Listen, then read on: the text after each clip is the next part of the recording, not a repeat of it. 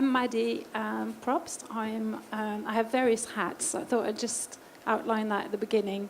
I'm the cinema program producer at Watershed in Bristol, which is a long-standing member of Europa Cinemas network. I'm also the Film Hub Southwest and West Midland producer. So yesterday I was in Somerset talking to a bunch of community cinemas. It's quite a change to be here in the big smoke. And for the past 3 years, I've become the vice president of Europa Cinemas, which has given me a real insight into the European landscape. And just picking up on what Rebecca's saying, has given me a real insight into what other countries think about European support and how the UK is slightly disconnected with that and has been for quite a while, in all fairness. But it's been a really exciting time for me to be part of a journey of, I would say, expansion, development for the network, but also massive change, because we've gone through some really, really complex and exciting times for cinemas and the film sector. So, slightly bittersweet birthday for Europa Cinemas this year, but we celebrate our 25th anniversary this year. I would like it to be in different circumstances, but such is life. Just for those of you that aren't familiar with the network, its primary focus is about moving films across borders, but also within countries. Within countries. So films like Sam's Films, who receive production support from the Creative Europe program, it is a holistic thing.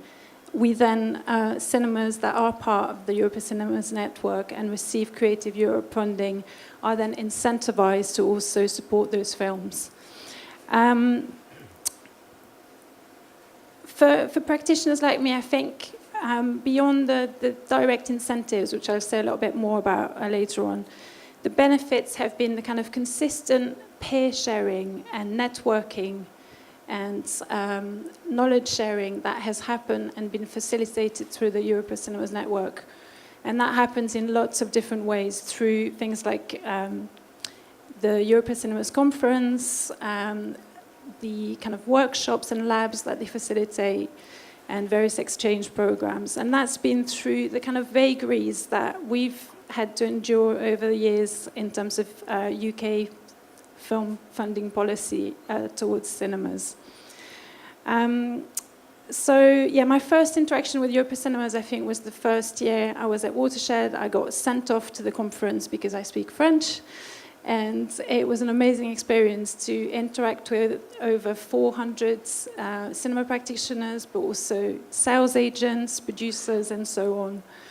I then took part in a workshop in Bologna at the Il Cinema Ritrovato Festival.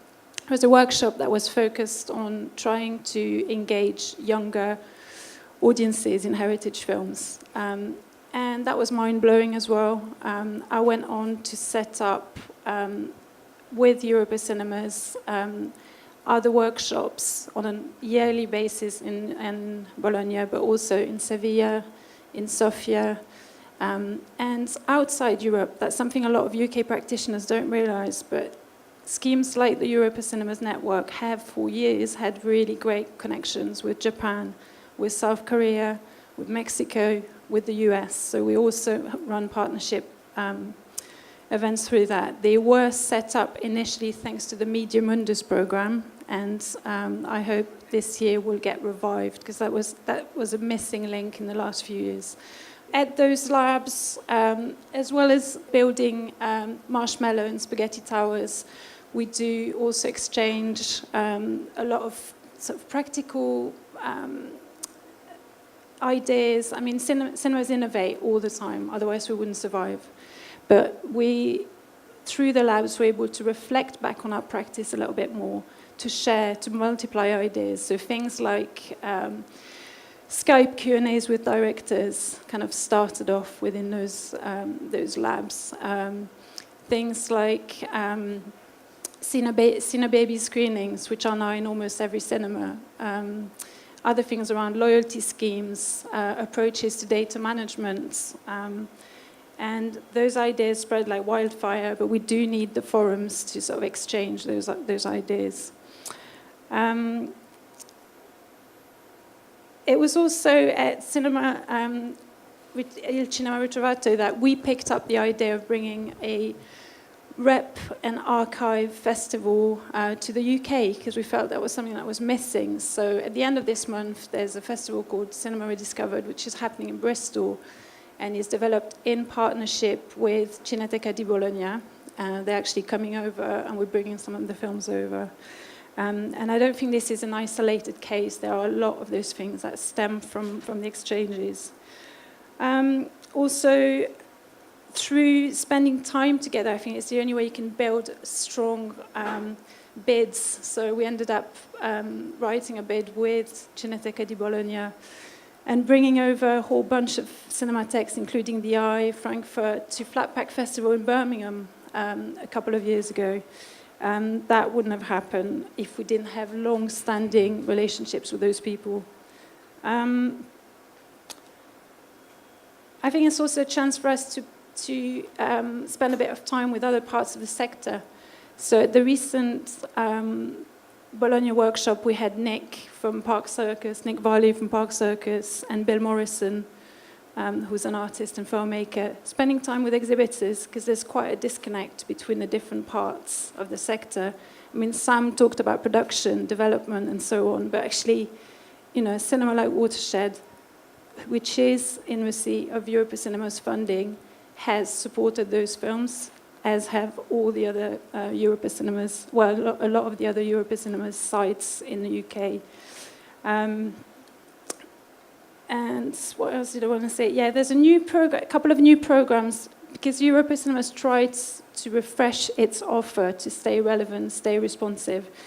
New program was started in 2016 called Next Change, which has actually benefited some of the largest cinemas in the UK. Picture House Cinemas and Curzon have done exchanges with cinemas like the York Kino chain in Berlin. And I think that's really valuable. It's a kind of Erasmus for cinemas. I will mention the B words again. I think it's fair to say that the UK is a really challenging market for foreign language films, but also for independent productions. And I just want to highlight that in 2016, 50 cinemas received €371,875 directly from the Europa Cinema scheme through the Creative Europe program. It doesn't sound like much money, but just giving you the example of Watershed, it pays nearly half of one of our young engagement coordinator. That's how we spend the money. So we spend it on audience development and audience engagement. And also, once you start looking at the share for films within the Europa Cinemas network, you start realizing how much this underpins a healthy theatrical market for diverse films across Europe. Film like 45 Years, for example, took an average of 71% of the share of its admissions within Europa Cinemas. And that's the same for many, many films. Some films take 100% of admissions within Europa Cinemas. I, Daniel Bereik, made about 44% of its admissions within the Europa Cinemas network. It's also worth UK practitioners remembering that European cinemas elsewhere in Europe also show British films. 16% of admissions are British across the Europa Cinemas network.